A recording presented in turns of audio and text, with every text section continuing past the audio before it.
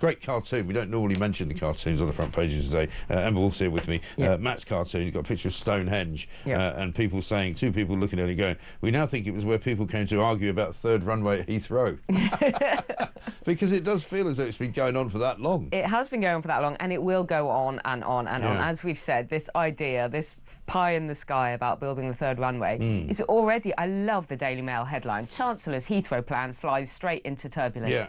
And it's absolutely true. Already, as we've said, already the London Mayor, you know, the Prime Minister himself has a bit of a shaky record. There's always a tweet. Well, there's always a tweet. I mean, I think I'm right in saying, because we did a bit of this yesterday, there's at least 5 or 6 current cabinet ministers who have been on record saying we should never expand Heathrow and should never build a third runway. Heathrow's one of those things where you will find them saying the exact opposite of what they're now saying. And as you say, the what's he called, the net zero energy secretary idiot, Miliband, has gone very, very quiet, missing in action. Nobody knows where he is. Or missing in. We've got a quote, I think, a clip from Ms Reeves talking about Heathrow. Let's have a look at that.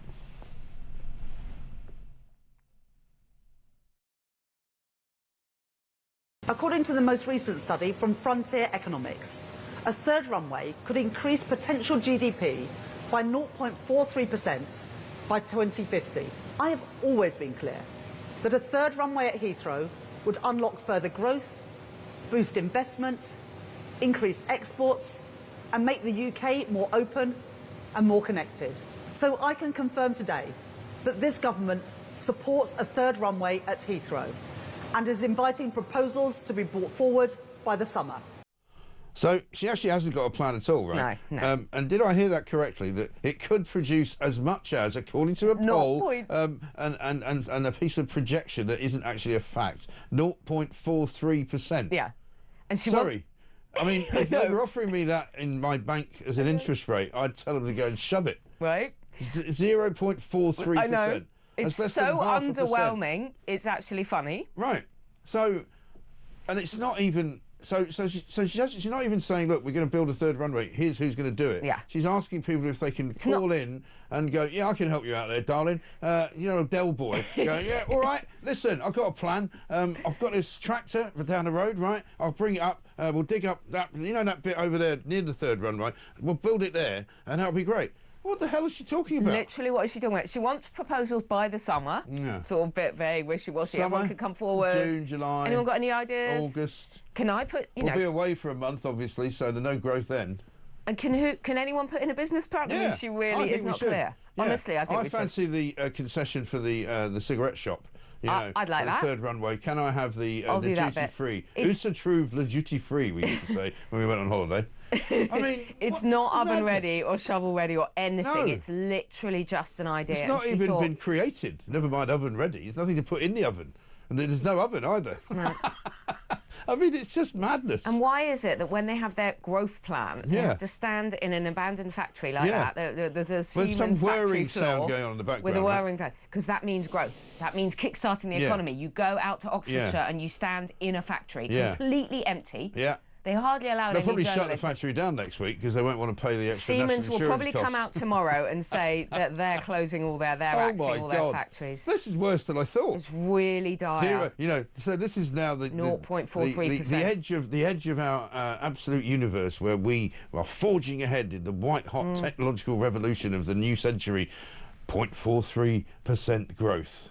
And I wonder how much, anyway, we spend in all sorts of other nonsense. I think it's somewhere in the papers. Sadiq Khan has been spending millions on woke art. Yes. Well, I bet you that will be outweighed by, you know, the Heathrow 0.43%. And the NHS has been spending ever more money on diversity jobs. Of course it has. Because, you know... it's terribly misogynistic, the NHS. Is. Absolutely right.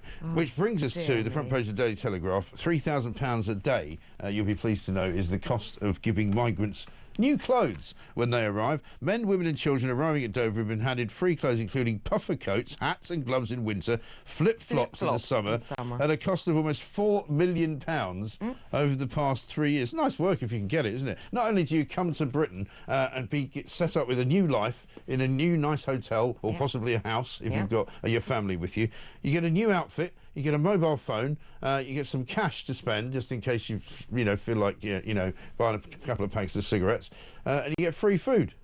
Free healthcare, free dental care, free travel. I think they get travel passes. Apparently, some of them, as you say, some of them are getting new mobile phones. According to the Home Office, right, they have to sometimes replace migrants' clothing because they're often sprayed or soaked through with seawater.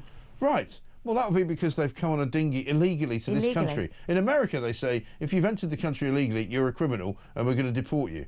Here, we give them a new suit. Here, we give them puffer coats. Puffer coats. In America, under Donald Trump, they will be put in an orange jumpsuit. Sent to Guantanamo Bay. And sent to Guantanamo Bay. Start sending them, Here, we're giving them... Apparently, there are changing rooms. Yeah. We're changing them. Apparently, they're occasionally splashed with fuel, posing a health and safety risk. Wonder how that happens. What about the health and safety risk when they run around stabbing people? There's a bit of a health and safety risk as well. This is literally... Okay, it's a silly story, but this is another incentive. This idea that you're welcoming people in, you're giving them free clothes. When they've arrived illegally, you're giving them free clothes. You're then putting them up in comfort while they wait for their asylum application to be confirmed. I know. To be approved, because 66% are being approved. Yeah. You know, this is really, really showing Britain as a soft touch. Yeah. I mean, there's also going to be a bill introduced into Parliament later on today, which is going to be somehow affecting the counter-insurgency against the terror gangs. But I mean, if we're giving them free clothes, how seriously is anyone going to take any new law that might come in, which is going to affect what they do? Exactly. Yeah. I mean, it all contributes to this impression that, you know, you'll come here and you'll be welcomed. And frankly, they've travelled through many, many, many safe countries already to get here. They might have had to change their pants a couple of times as well. So, you know, obviously we'll have to give them some new underwear just in case they're feeling a bit sort of dirty. Yeah, exactly. It's a joke, isn't it? It is. It is when British people are really, really struggling. Absolutely unbelievable. A couple of other stories to talk about. Should we say the Lord Mandelson as a name from the past? He said he was wrong to call Donald Trump a danger to the world. It's funny that, isn't it? Because now that he's almost getting the job of ambassador to the United States of America, which seems more and more likely by the looks of things now, he said yesterday, I haven't seen any specific information that would prevent me from getting the job. So nobody's really saying officially in the White House we don't want to give him the job. So we expect him to be made ambassador any day now. Right? Funny how quickly he's eating his words, isn't it? Yeah, and he's so that's all right then. So I mean, now in modern day politics, you can basically say anything you want because a couple of years later you just say, well, I didn't really mean that. Exactly. You know, when I said I didn't think there should ever be a runway at Heathrow, didn't mean it. When I said that we would not put council tax up, not a penny more will you pay under Labour, I didn't really mean that. I mean, is it any wonder that no one has any trust in politicians anymore? I know. You know, there's a big Brexit anniversary tomorrow, and, you know, 50% upwards to 50% of voters saying, of pollers, people polled saying they just don't trust the government on anything anymore, let alone they feel That's a big story in the Express, isn't it? Yeah, I mean, they feel betrayed over Brexit. They feel that, I think 9% of people polled said that they trusted the government to even kind of hold to the Brexit line, let alone carry out any of the benefits. And those people probably work for the government. Exactly. You know, they're probably the only people they could find that actually have any kind of faith in them whatsoever. It's coming up to 6:30. We'll bring you the latest news from Washington, D.C. You're looking at a live picture there of the Potomac River, which is the big river that runs right around Washington, D.C., the nation's capital. It's right next to Reagan National as well. There have been in the past quite a few plane crashes there, and it always ends up